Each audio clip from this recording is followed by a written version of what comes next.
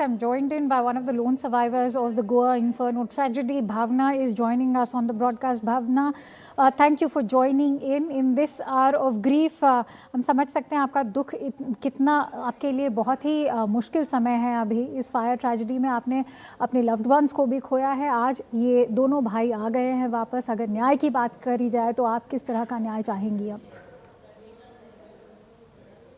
Ma'am, अगर न्याय की बात की जाए तो बिल्कुल इनको बिल्कुल सजा मिलनी चाहिए, और जितनी सख्त से सजा हो वो उनको मिलनी चाहिए मैम। और रही बात मैम मेरी फैमिली की, क्योंकि मेरी फैमिली के देख रेख के लिए जो मेरे हस्बैंड थे, जो मेरी पूरी फैमिली को देखते थे, होलसेल थे, हमारे घर के पिलर थे, वो अब इस दुनिया में नहीं रहे। तो मैं चाहती हूँ कि मेरी फैमिली का जो भी लॉस हुआ है वो तो ये कभी भरपाई नहीं कर पाएंगे, बट हम्म। एटलीस्ट मैम जो भी है इनको सजा मिलनी चाहिए इसके लिए उनको। ये बात बिल्कुल सही कही आपने। जो आपका लॉस है वो तो अब मतलब किसी भी तरह से वो पूरी भरपाई उसकी हो ही नहीं सकती है। लेकिन इस पूरी फायर ट्रेजेडी के द्वारा जो 25 लोगों की जानें गई हैं, एक बहुत बड़ा रैकेट सामने आया है। वो है कि नाइट क्लब्स जिस तरह ऑपरेट कर रहे हैं गोवा में, जिनको लीगल भी नहीं माना जाता है। आपको लगता है कि इसमें सिर्फ लूथरा ब्रदर्स का इन्वॉल्वमेंट ही नहीं है, यहाँ पे एक सिस्टेमिक फेलियर भी है, चाहे वो ब्यूरोक्रेट्स हों या पॉलिटिशियंस हों?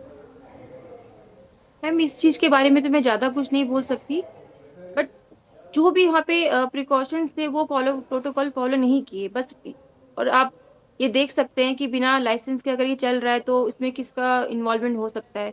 ये आप मुझसे बेहतर आप जानेंगे मैम, क्योंकि इतना मैं क्लियरली भी नहीं बोल सकती किसी के लिए। बट उनको सपोर्ट है तभी तो वो इतना आगे जा रहे हैं। सिर्फ गोवा में नहीं बल्कि पूरे भारत में देखा गया है कि फायर नॉर्म्स को किस तरह ओपनली फ्लाउट किया जाता है।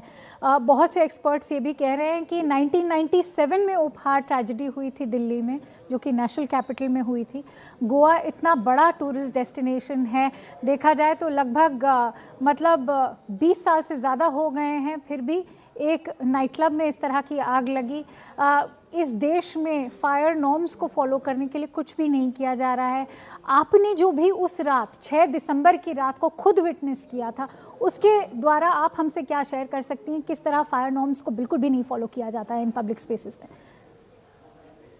मैम, वहाँ पर जिस तरह से अगर आप कोई रेस्टोरेंट क्लब कुछ भी चला रहे हैं तो सबसे पहले तो अपने स्टाफ को आपको ट्रेनिंग देनी चाहिए। सेकेंडली, उनको किस तरह से बचाया जा सके, जो वहाँ पर ऐसा कुछ भी नहीं था, और ना ही वहाँ पे कुछ भी आग बुझाने के कोई भी वहाँ पर इक्विपमेंट्स वहाँ पे अवेलेबल थे मैम। अदरवाइज वहाँ पे इतना बड़ा कुछ था नहीं। अगर उसको उसी टाइम कंट्रोल कर दिया जाता तो इतना बड़ा इशू होता नहीं मैम ये। वो बट स्टाफ को उन्होंने कुछ क्या वहां से ट्रेनिंग कुछ देते जब कोशिश वो भी नहीं खुद ही की। बेसमेंट में उनके स्टाफ मेंबर्स मर गए और फंस के मर गए?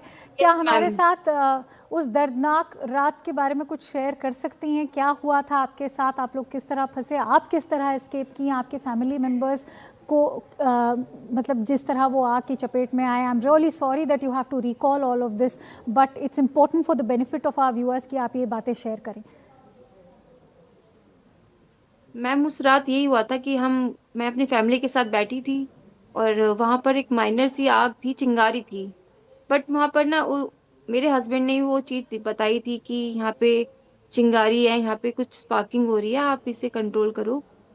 तो वहां पर किसी ने पीछे से एक ग्लास से उसके ऊपर पानी छिड़क दिया, और फिर उसके बाद बॉटल से पानी छिड़का, जिसके बाद वो आग और ज्यादा भड़क गई, और उसके बाद बहुत तेजी से वो आग फैल गई।